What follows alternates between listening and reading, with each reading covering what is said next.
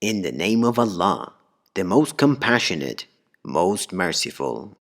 And let those who do not have the means to marry keep themselves chaste until Allah enriches them out of His bounty. And if any of those bondspeople in your possession desires a deed of emancipation, make it possible for them, if you find goodness in them, and give them some of Allah's wealth which He has granted you. Do not force your slave girls into prostitution for your own worldly gains, while they wish to remain chaste. And if someone coerces them, then after such a coercion, Allah is certainly all forgiving, most merciful to them. Indeed, we have sent down to you clear revelations, along with examples of those who had gone before you, and a lesson to the God-fearing. Allah is the light of the heavens and the earth. His light is like a niche in which there is a lamp. The lamp is in a crystal. The crystal is like a shining star, lit from the oil of a blessed olive tree, located neither to the east nor the west, whose oil would almost glow even without being touched by fire. Light upon light, Allah guides whoever He wills to His light, and Allah sets forth parables for humanity, for Allah has perfect knowledge of all things.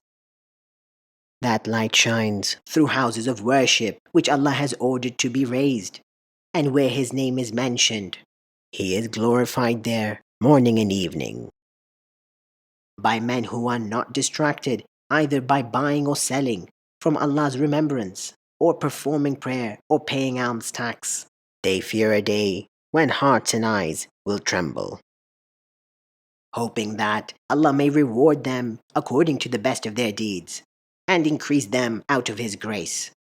And Allah provides for whoever He wills without limit. As for the disbelievers, their deeds are like a mirage in a desert, which the thirsty perceive as water, but when they approach it, they find it to be nothing. Instead, they find Allah there in the hereafter, ready to settle their account, and Allah is swift in reckoning. Or their deeds are like the darkness in a deep sea, covered by waves upon waves, topped by dark clouds, darkness upon darkness. If one stretches out their hand, they can hardly see it, and whoever Allah does not bless with light will have no light. Do you not see that Allah is glorified by all those in the heavens and the earth, even the birds as they soar? Each instinctively knows their manner of prayer and glorification, and Allah has perfect knowledge of all what they do. To Allah alone belongs the kingdom of the heavens and the earth, and to Allah is the final return. Do you not see that Allah gently drives the clouds, then joins them together, piling them up into masses, from which you see raindrops come forth? And He sends down from the sky mountains of clouds loaded with hail, pouring it on whoever He wills, and averting it from whoever He wills. The flash of the clouds' lightning nearly takes away eyesight. Allah alternates the day and night. Surely, and this is a lesson for people of insight. And Allah has created from water every living creature. Some of them crawl on their bellies, some walk on 2 legs, and some walk on 4. Allah creates whatever He wills. Surely, Allah is most capable of everything. We have indeed sent down revelations clarifying the truth, but Allah only guides whoever He wills to the straight path. And the hypocrites say, "We believe in Allah and the Messenger, and we obey." Then a group of them turns away soon after that. These are not true believers. And as soon as they are called to Allah and His Messenger, so He may judge between them, a group of them turns away. But if the truth is in their favor, they come to Him fully submitting. Is there a sickness in their hearts? Or are they in doubt? Or do they fear that Allah and His Messenger will be unjust to them? In fact, it is they who are the true wrongdoers.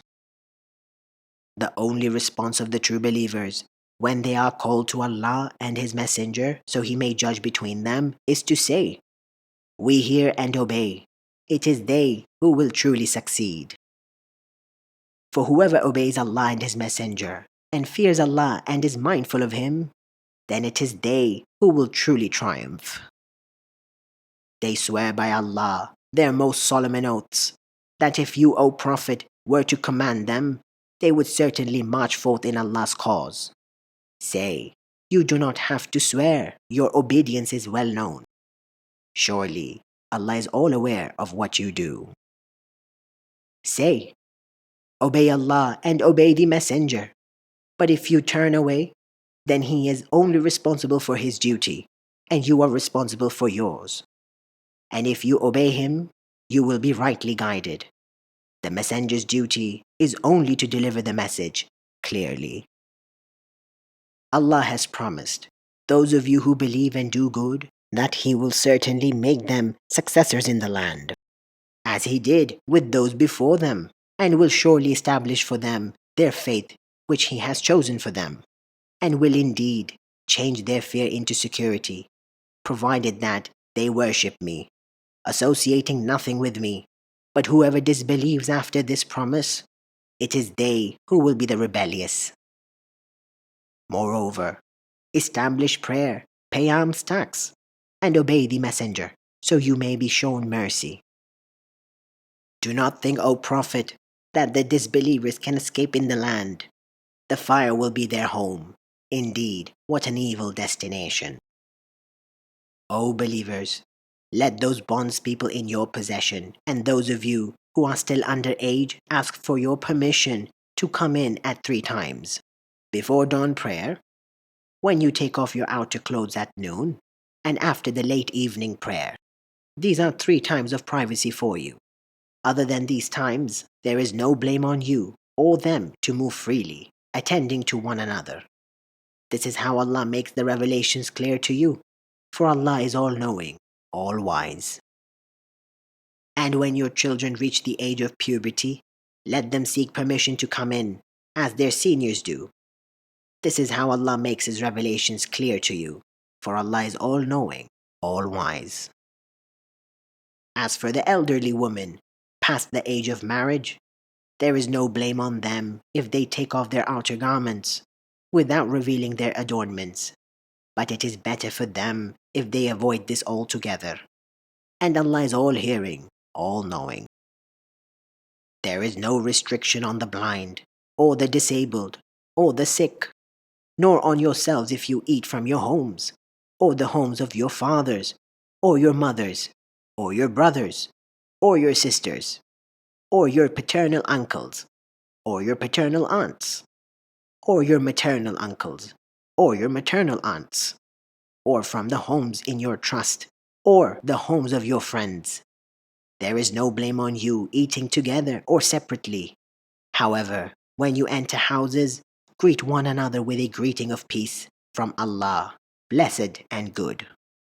This is how Allah makes His revelations clear to you, so perhaps you will understand.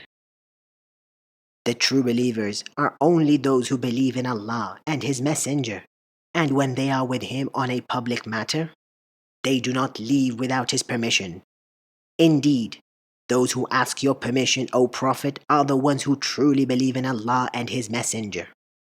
So when they ask your permission for a private matter, grant permission to whoever you wish, and ask Allah's forgiveness for them.